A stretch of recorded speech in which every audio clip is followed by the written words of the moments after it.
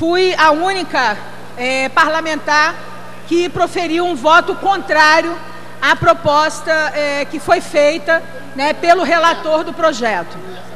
E por que eu proferi esse voto contrário? Algumas pessoas, alguns parlamentares da comissão, inclusive, me questionavam, mas como é que é isso? Vamos ficar, se todos votamos contra o orçamento, ficaremos sem um orçamento? Não. Vamos rediscutir qual é a nossa estratégia econômica para o Estado. Vamos rediscutir, né, qual é a melhor política, né, quais realmente são as nossas prioridades. E a origem de tudo é vamos discutir.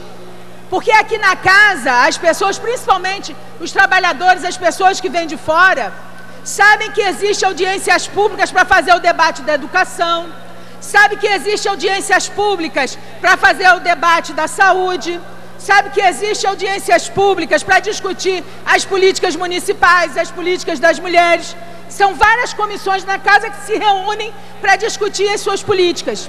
A nossa comissão de orçamento, ela só se reúne para fazer o debate quando o governo manda a peça orçamentária para casa.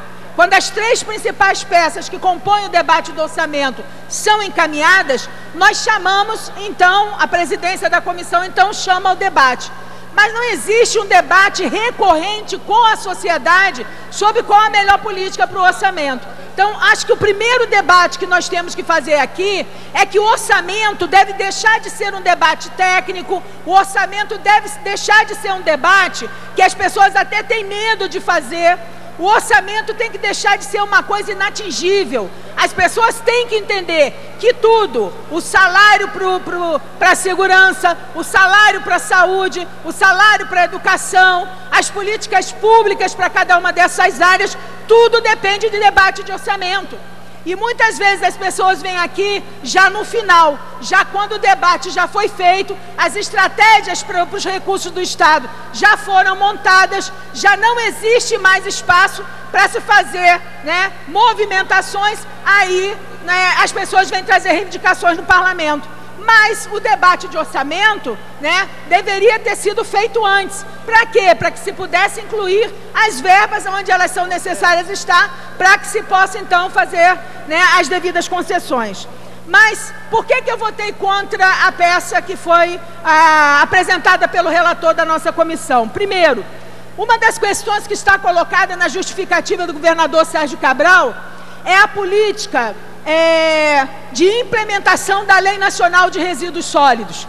Uma coisa que me chamou muita atenção na medida em que eu faço parte hoje, eu sou presidente de uma comissão especial que está visitando vários municípios do estado do Rio de Janeiro para fiscalizar a implementação da Lei Nacional dos Resíduos Sólidos. E, no entanto, apesar do governador dizer que é muito importante e de existir acordos do governador, do governo federal com organismos internacionais, de que até 2014 os lixões estarão fechados e os CTRs estarão funcionando e os catadores serão devidamente reintegrados ao setor produtivo do lixo, no projeto do governo, a verdadeira política vem à tona, porque não existem recursos no projeto do governo, né, para se implementar a fundo a Política Nacional de Resíduos Sólidos. E a situação dos catadores de resíduos, que são uma parcela importante de trabalhadores que foram esquecidos para trás com o lixo, também não consta da peça orçamentária que o governo encaminhou para essa casa. Então não adianta fazer o debate político, politicamente correto, dizer que está se importando com os trabalhadores, mas na peça do orçamento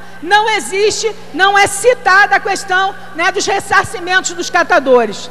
Outra questão também, né, que me deixa completamente, né, contrária à peça orçamentária, é a questão da emenda 29, que são as verbas para a saúde.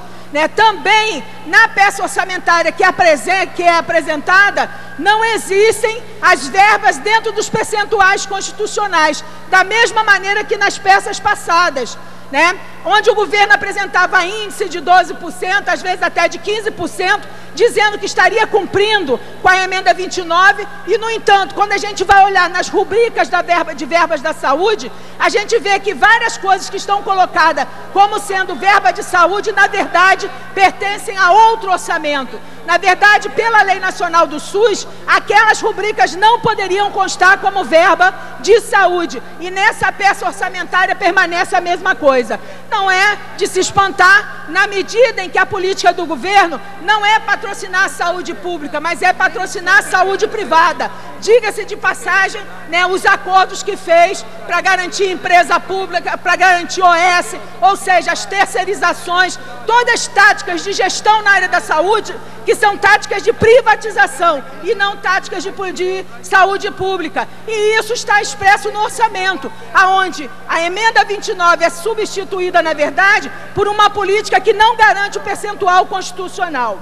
Outro ponto que eu achei gritante, e foi feito um debate caloroso na comissão de orçamento, com a presença do secretário Sérgio Rui, foi o debate das UPPs.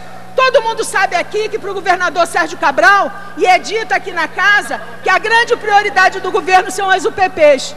E a gente vê aqui na casa e o governo dizendo para o povo que a política do governador é de expansão das UPPs. Porque quem mora na região metropolitana do Rio de Janeiro, quem mora na Baixada Fluminense, quem mora no interior do estado do Rio de Janeiro, da Costa Verde, da região dos Lagos, ao norte, ao noroeste fluminense, ao sul fluminense, sabe que a criminalidade, a marginalidade está saindo dos grandes centros e está indo para o interior do estado. Então, o que o governo diz que vai investir para levar as UPPs para o interior e para a região metropolitana, deveria ser uma questão muito saudada por todos. Acontece que o orçamento não fala sobre isso. É mentira quando vem parlamentares e pessoas do governo dizendo que vai implantar o UPP no interior e nessas outras regiões. Por que que é mentira? Porque não consta do orçamento. E mesmo os 20% que podem ser remanejados nessa dita peça de ficção não seriam o suficiente para garantir a construção das UPPs nos próximos 2 anos nessas cidades do interior, mesmo que só 20% das cidades fossem realmente tomadas pela proposta do governo. Quando eu questionei o secretário Sérgio Rui sobre isso, falei, olha, o governo está mentindo, está dizendo que vai botar o UPP no interior, na região metropolitana, mas não coloca o dinheiro no orçamento. Ele disse, deputada, o governo tem seus próprios prazos, se a senhora tem pressa, a senhora faça uma emenda de orçamento para levar o UPP para o interior. Eu quero dizer que nós vamos fazer propostas sim e emendas no orçamento para levar o PP para o interior.